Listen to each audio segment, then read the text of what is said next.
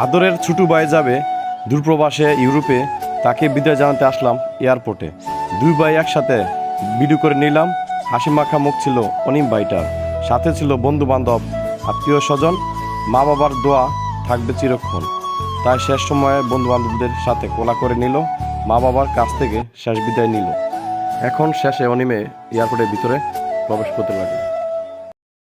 Hello guys, আসসালামু আলাইকুম। সবাই কেমন আছেন? আবারও নতুন ব্লগ ভিডিও নিয়ে আসলাম। আজকের ব্লগ ভিডিও হচ্ছে আমার আদরের ছোটো ভাই, খালাতো ভাই অনিম। সে দূরপ্রবাসে উদ্দেশ্যে রওনা দিবে, তাই সে খুবই খুশি। সবাই আমার ছোটো ভাইয়ের জন্য দোয়া করবেন। এবং গাড়ির সামনে রয়েছে আমার খালু অর্থাৎ অনিমের আব্বু। তো সকলে মিলে কিন্তু আমরা এয়ারপোর্টের উদ্দেশ্যে রওনা দিব। তাই অনিমের যত মাল সামানা রয়েছে, ব্যাগ সহ সব কিছু কিন্তু গাড়িতে লোড করা হচ্ছে। তাকে সহযোগিতা করছেন তার বন্ধু এবং তার স্টুডেন্টরা তার শিক্ষককে অর্থাৎ অনিমকে সাহায্য করছেন এবং বিদায় জানাচ্ছেন। অনিম কিন্তু খুবই খুশি।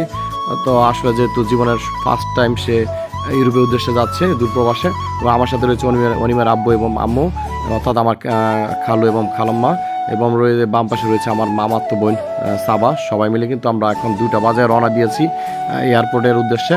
অনিম সামনে বসে রয়েছে এবং সামনের রাস্তায় বাড়ির দৃশ্য দেখছে। খুবই সুন্দর মুহূর্তটা আসলে, যেহেতু আমরা রওনা দিচ্ছি। অনিমের জীবনে প্রথম সে দূরপ্রবাসে অর্থাৎ ইউরোপে যাবে, কোনো অভিজ্ঞতা নেই। তো আমরা এখন গোরাশালে ব্রিজের উপরে উঠেছি। গোরাশালে ব্রিজের উপরে দেখতে পেলাম যে আসলে 3টা ব্রিজ একসাথে, 2টি রেল লাইনের ব্রিজ এবং একটি বিভিন্ন দূরপাল্লার যানবাহনের ব্রিজ। তো এখন আমরা কালীগঞ্জে রয়েছি এবং খুবই সুন্দর, রাস্তা ক্লিন ছিল, খুবই পরিষ্কার। এবং এখন আমরা রয়েছি বিরতির জন্য 300 ফিটে। এখন আমরা 2টা 30 মিনিট আমরা এখানে আসলাম বিরতির জন্য, একটু রেস্ট নেওয়ার জন্য। তো এখন আমরা এখানে এসে দেখলাম আসলে ভিড় নেই, কারণ এখানে কিন্তু 300 ফিট কিন্তু সবসময় মানুষে ভরে যায়, সন্ধ্যা পর এখানে ভরে যায়। তো বলতে না বলতে আমরা এই এয়ারপোর্টে এসে বললাম আলহামদুলিল্লাহ।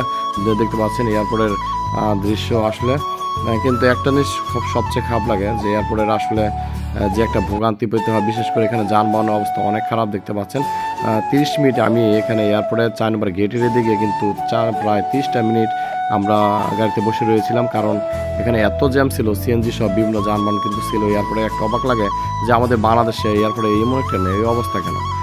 হজরত শাহজালাল ইন্টারন্যাশনাল আন্তর্জাতিক বিমানবন্দর আমরা এসে পড়লাম 4 নম্বর গেটের দিকে, টার্মিনাল 1। তো আমরা আসলে ভিতরে অপেক্ষা করছি কখনো গাড়ি থেকে বের হবো, যেহেতু প্রচুর জ্যাম ছিল রাস্তার মধ্যে।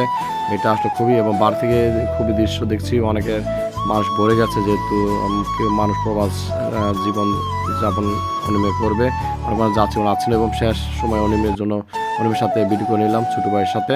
খুব ভালো লাগছে, সে খুব খুশি এবং খুব ভালো লাগছে। আমরা সবাই আসলে অপেক্ষা করছি কখন অনিমকে বিদায় জানাবে। যে আমার মামা, কাজু মামা রয়েছেন এবং অনিমের বন্ধু রয়েছেন, সবাই আসলে খুবই সম্মিলিতভাবে আমরা এসেছি।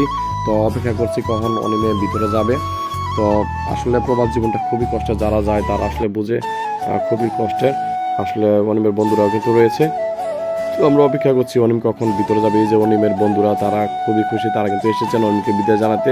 আসলে অনিমের বন্ধুরা তারা খুবই আন্তরিক এবং খুবই বন্ধুর প্রতি টান রয়েছে। তারা এয়ারপোর্টে অনিমকে বিদায় জানার জন্য তারা সবাই এসেছেন। এয়ারপোর্টের দৃশ্যগুলো অসম্ভব সুন্দর, সত্যি অনেক ভালো লাগছে।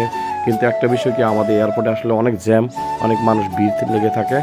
অন্যান্য দেশে এমন হয় না, অন্যান্য দেশে ভালো একটু পরিষ্কার পরিচ্ছন্ন থাকে, কিন্তু আমাদের এয়ারপোর্টের অবস্থা খুবই বেদশা, খুবই ভিড় থাকে। এখন আমরা সবাই আসলে অনিমকে বিদায় জানাবো, তাই অনিমের সাথে কথা বলে নিচ্ছি এবং সব কিছু অনিম বিদায় জানার জন্য সবাইকে বন্ধুদের কাছ থেকে কোলাকুলি করে নিচ্ছেন এবং মা বাবার সাথে এবং বন্ধুদের সাথে সবার সাথে শেষ বিদায় নিচ্ছেন। এবং খুবই খারাপ লাগছে ছোটো ভাইটার জন্য, যে আমার খালামার কিন্তু একটা মাত্র ছেলে অনিম, একটা মাত্র ছেলে, তাই খুবই খারাপ আর বেশি লাগছে। এই যে অনিম সে যাবে ভিতরে, ছোটো ভাই এবং মামাও রয়েছে, কিন্তু মামার বিদায় জানাচ্ছেন কাজু মামা। আসলে তাকে বুঝিয়ে দিচ্ছেন যে কীভাবে কী করতে হবে। ইমিগ্রেশন ব্যাপার রয়েছে সামনে, প্রবাস জীবন সে যাত্রা প্রথম শুরু করবে। শেষ পর্যন্ত অনিমে আলহামদুলিল্লাহ সেই সবাইকে বিদায় জানিয়ে ভিতর প্রবেশ করছে। প্রবাস জীবনে সত্যি খুবই খারাপ লাগছে ছোটো ভাইটার জন্য। সবাই তার জন্য দোয়া করবেন। আলহামদুলিল্লাহ অনিম ভিতরে প্রবেশ করলো। এই বাইরের দৃশ্য দেখতে পাচ্ছেন, প্রচুর ভিড় ছিল, যেহেতু বিকালের সময়, এখন বাজে প্রায় 3টা থেকে 3:30 হবে। তো আসলে খুবই ভিড় ছিল, মানুষ অনেক ছিল যেহেতু। আর আমাদের এয়ারপোর্টটা অর্থাৎ বাংলাদেশে যে এয়ারপোর্টটা, সে প্রচুর জ্যাম এবং ভিড় থাকে। মন খারাপ লাগছে যে ছোটো ভাইটা চলে গেল ভিতরে। তো আমার ভাইটার জন্য সবাই দোয়া করবেন, ছোটো ভাইটার জন্য। তো এয়ারপোর্টের ভিতরে দৃশ্য দেখতে পাচ্ছেন। আসলে এয়ারপোর্টের সবচেয়ে গুরুত্বপূর্ণ কাজ হচ্ছে ইমিগ্রেশন সম্পূর্ণ হলে কিন্তু বিমানে অ্যালাও হয়ে যায়।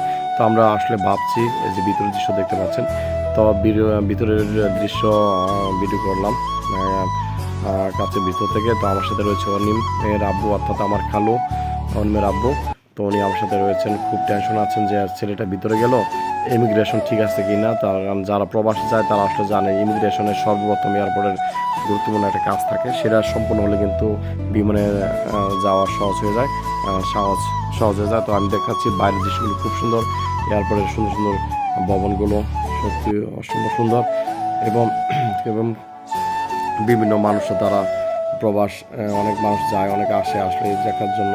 তো আমরা অপেক্ষা করছি ইমিগ্রেশন সম্পন্ন হয় কিন্তু আলহামদুলিল্লাহ অনিমের ইমিগ্রেশন সম্পন্ন হয়ে গেল, শুনে খুব ভালো লাগলো। অনিমে সে বিমানে প্রবেশ করছে এবং ভিডিও কলে কল দিয়েছে, এবং অনিমের বন্ধুরা টেনশনে ছিল। আলহামদুলিল্লাহ সবাই অনেক খুশি এখন, যেহেতু অনিমে ভিতরে প্রবেশ করেছে এবং ইমিগ্রেশনের শেষে অনিম বিমানে উঠেছে, তাই তার বন্ধুরাও খুশি। আসলে আমার ছোটো ভাইয়ের বন্ধুরা তারা খুবই আন্তরিক, খুবই ভালো। কতটুকু বন্ধু টান হলে অনিমের জন্য এয়ারপোর্টে আসে। তাই আমার ছোটো ভাইয়ের জন্য সবাই দোয়া করবেন। আমিও আপনাদের আজকে ভিডিওতে আমার ছোটো ভাইয়ের প্রবাস জীবন, দূরপ্রবাস জীবন শুরু করেছে, সবাই আমার ছোটো ভাইয়ের জন্য দোয়া করবেন। তো আজকে ভিডিওটা কেমন লেগেছে অবশ্যই কমেন্টে জানাবেন। ছোটো ভাই অনিমকে এয়ারপোর্টে বিদায় দিয়ে আমরা আসলাম রাতে পূর্বাচলে খেতে। তাই পূর্বাচলে তায়ের রেস্টুরেন্ট জনপ্রিয় শীর্ষে আমরা এখানে সবাই মিলে, অনিমের বন্ধু বান্ধব এবং মামা মা বাবা সবাই মিলে কিন্তু আমরা খেতে আসলাম তায়ের রেস্টুরেন্টে। খুবই ভালো লেগেছে।